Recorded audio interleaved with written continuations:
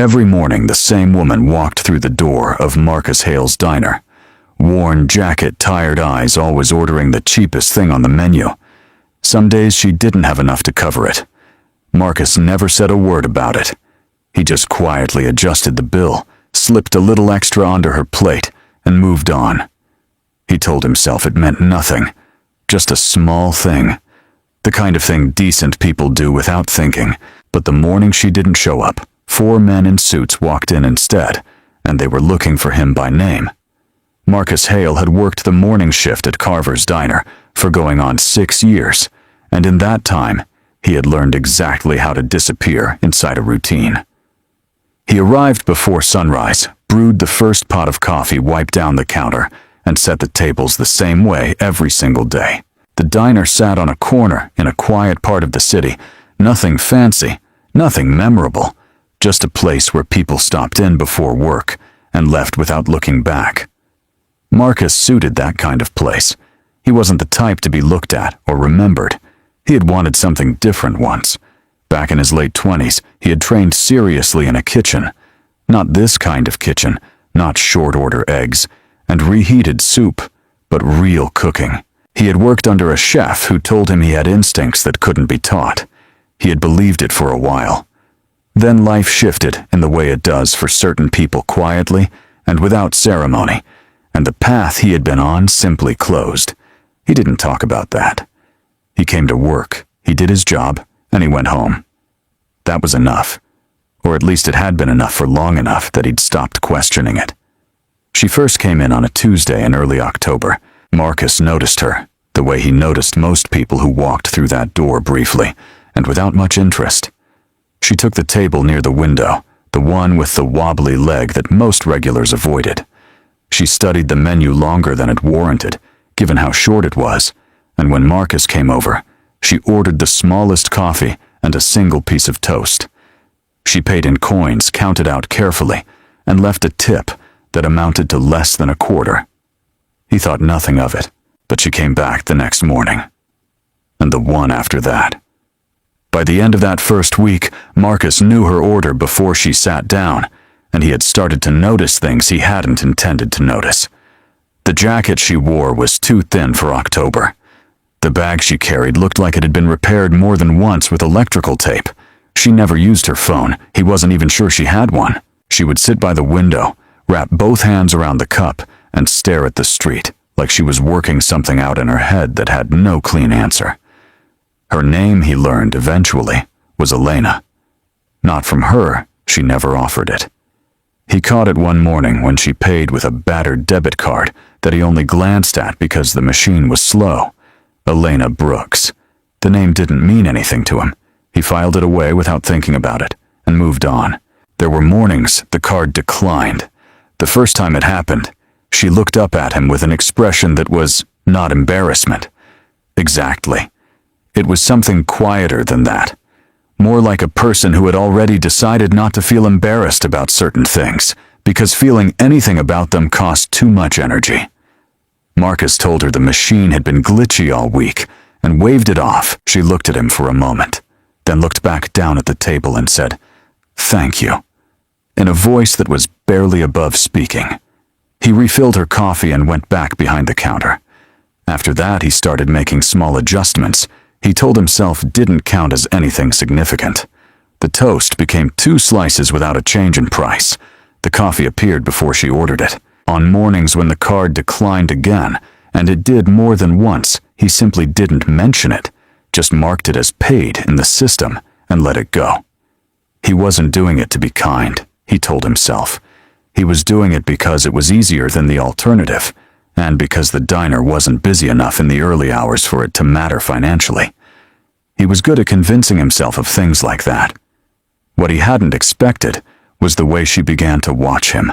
It started gradually, a glance that lasted a second longer than it needed, to a stillness in the way she sat when he was moving around the diner. She wasn't obvious about it. Most people wouldn't have caught it. But Marcus spent his mornings moving between tables and the counter and the kitchen pass, and he developed a low-grade awareness of where everyone in the room was at any given moment. That was just the job. And so he noticed without meaning to that Elena Brooks watched him the way someone watches a thing they're trying to understand. She never asked him anything personal. He never asked her anything at all. The arrangement between them, if it could even be called that, operated entirely in the space between words. She came in, he served her. She sat for somewhere between 30 minutes and an hour, and then she left. There were mornings she looked exhausted beyond the ordinary kind of tired. There were mornings she looked like she was carrying something that had no physical weight, but was heavy in a way that had nothing to do with her bag. Marcus didn't ask about any of it. That wasn't his place. And beyond that, he simply understood that some people weren't looking to be asked. By November, she had become part of the rhythm of his morning, the same way the coffee machine's sound had become part of it, or the particular creak the door made when the temperature dropped. He didn't think about her when she wasn't there. She was just a fixture, a constant one of the handful of things that made Tuesday feel like Tuesday, and not just another unmarked day. Which was why the morning she didn't come in, something shifted in a way he wasn't prepared for. He noticed at 7:45, which was when she usually pushed through the door. He had already set out her cup. He waited until 8, then until 8:30, and he kept finding small reasons to glance toward the entrance, checking the weather through the glass, watching the foot traffic things that had nothing to do with her and everything to do with her. By 9 o'clock, he had filled her cup himself and left it on the counter just to have something to do with his hands, and then he'd felt foolish about it and poured it out. He couldn't have explained what it was that unsettled him. She owed him nothing. He owed her nothing. They had never had a real conversation. He didn't know where she lived, or what she did, or why she had been coming to this particular diner on this particular corner every morning for 6 weeks. He had no reason to feel the particular quality of absence that her not being there produced. But the feeling was there regardless, lodged somewhere just below his sternum, quiet and persistent. At 9:15 the door opened. Marcus looked up automatically the way he always did, and what he saw was not Elena Brooks. What he saw were 4 men in dark suits moving through the entrance, with the deliberate, unhurried quality of people who had never in their lives been uncertain about whether they belonged somewhere. They were not the kind of men who ate breakfast at a place like Carver's Diner. The suits were too clean and too fitted. 2 of them positioned themselves just inside the door, without sitting, and their eyes moved around the room in a way that was professional rather than curious. The other 2 walked directly to the counter. The one who stepped forward was older, with silver at his temples, and a leather briefcase that looked like it cost more than Marcus made in a month. He didn't look at the menu. He didn't look at the specials board. He looked at Marcus with the focused, calibrated expression of a man who had already confirmed what he needed to know before walking through the door. "Marcus Hale," the man said. Marcus set down the cloth he'd been using to wipe the counter. "That's me. My name is Raymond Stokes. I'm an attorney." He reached into the inside pocket of his jacket and produced a card which he placed on the counter with 2 fingers, precisely like a man, accustomed to small gestures carrying large weight. "We need to speak with you privately. It concerns a matter of significant legal importance." He said it the way people say things that they know will require a moment to land. Then he added, "It concerns Elena Brooks." Marcus looked at the card. He looked at the 4 men. He looked at the empty table near the window with the wobbly leg. The coffee cup he'd set out that morning was still sitting where he'd left it, before he'd remembered to pour it out. And he hadn't poured it out, after all, he realized. He'd just walked away from it. It sat there, empty, and waiting in the particular silence of things that have already changed before you understand that they have. Raymond Stokes did not explain anything inside the diner. He simply asked Marcus if he could step away for an hour, said it with the kind of professional courtesy that made the request feel less like a question and more like something that had already been decided. Marcus told his manager there was a personal matter, untied his apron, and followed the attorney out to a black car idling at the curb. The 2 men who had stood by the door went with them. The other 2 stayed behind, which struck Marcus as the kind of detail that meant something, though he couldn't have said what. The law office was on the 14th floor of a building downtown that Marcus had walked past hundreds of times without ever having a reason to enter.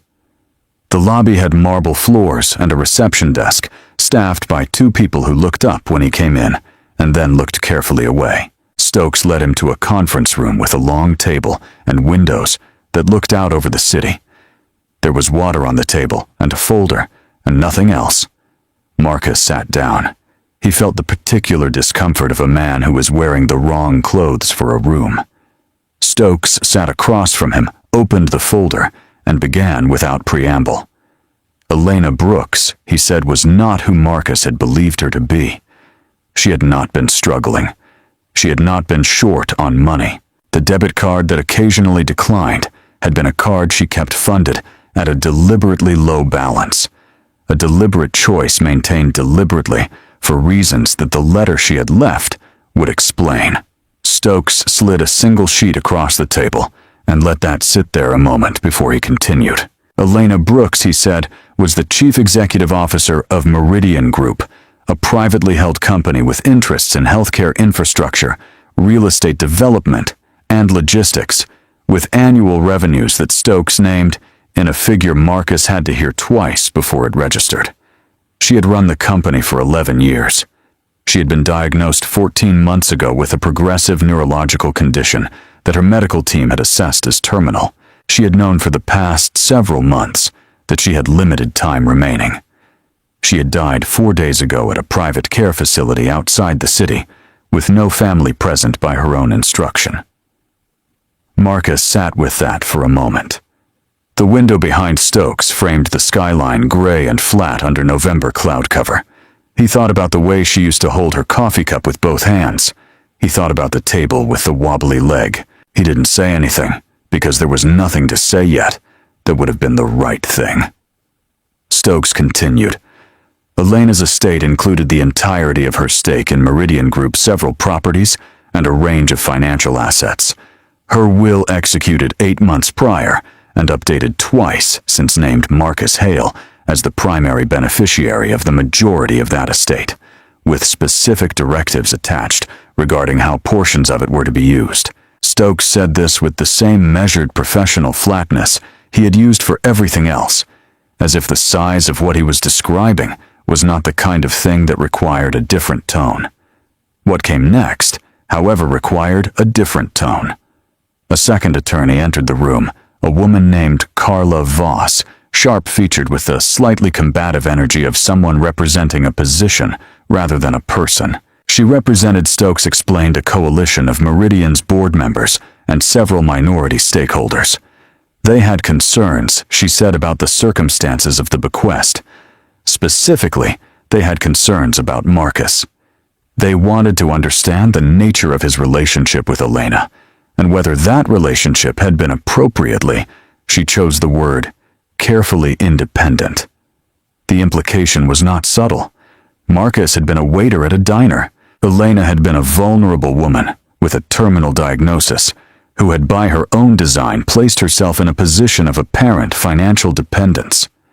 The board's position, Voss explained in the language of corporate caution, was that the conditions under which Elena had made her decisions warranted scrutiny. They were not, she was careful to say, making accusations. They were raising questions. They were exercising due diligence on behalf of the company and its stakeholders. Marcus listened to all of it and understood, without needing it spelled out further, that what they were actually saying was that he had no business being in this room, and they intended to prove it. He drove himself back to the diner afterward.